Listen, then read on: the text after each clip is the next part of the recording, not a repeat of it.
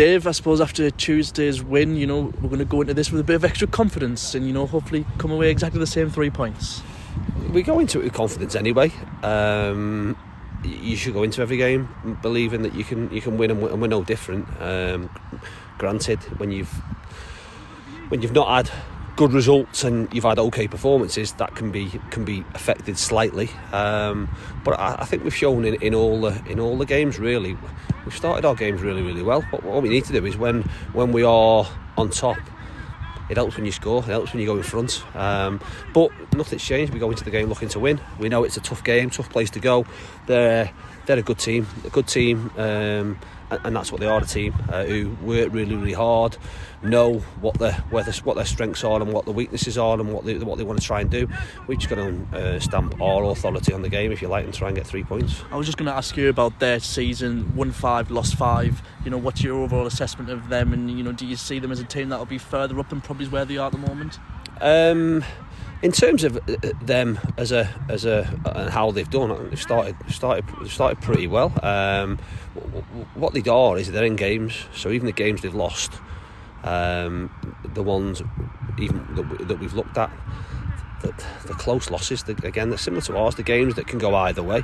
So they lose to Boreham Wood 1-0, they lose to Kings Lynn 3-2. The games that again are, they lose to Notts County in the last game, 1-0 late goal. So the games that are, can go either way, and they've been in games, and we expect, like I say, tomorrow to be a tough test. They've shown that they're resolute. They were 2 up at Barnet, went down to 10 men and ended up 4 up and won the game 4-1.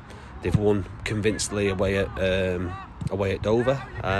They'll get a lift without doubt. It'll be the game where you've got supporters in the ground, but I'm hoping, and I think our players will get a lift from it as well. It all of a sudden becomes a new experience, but one that gets us closer to being back to normal, or the most normal it's been this season. Yeah, that's what I was going to ask next. Obviously, we experienced the Ilkeston game where fans were in. How much of a difference do you think it will make with fans?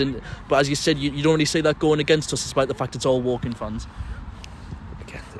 With any game you play, what you do ultimately decides whether the fans are, whether you're home or away, are either in the game or out the game. From our perspective, you're playing in front of an away crowd, a full crowd that are against us, if you like. Our job's to try and take them out the game quickly, try and silence them, try and, I suppose there's been a criticism in some games where crowds have been allowed back in. Try and get them to leave 10 minutes early, which again, we've got to, as much as people want to be back in the ground, and I'm sure this level is a lot different, and people are just happy to be able to support their clubs. We've ultimately there to do a job and make sure the crowd don't enjoy their first visit back to their ground, and we go away with a positive result. Just finally, if we can just get a little bit of an injury update on the squads, and if anything's changed since Tuesday night. No, nothing's changed in terms of where we are personnel wise. Luke Molyneux's not travelled. He has had a slight quad from the Barnet game. Is it bad? No, he'll train on Monday, so it's not something that's really, really serious, but there was always going to be a risk. So like I said, we have options. Luke was on the bench on Tuesday, so it wasn't worth risking.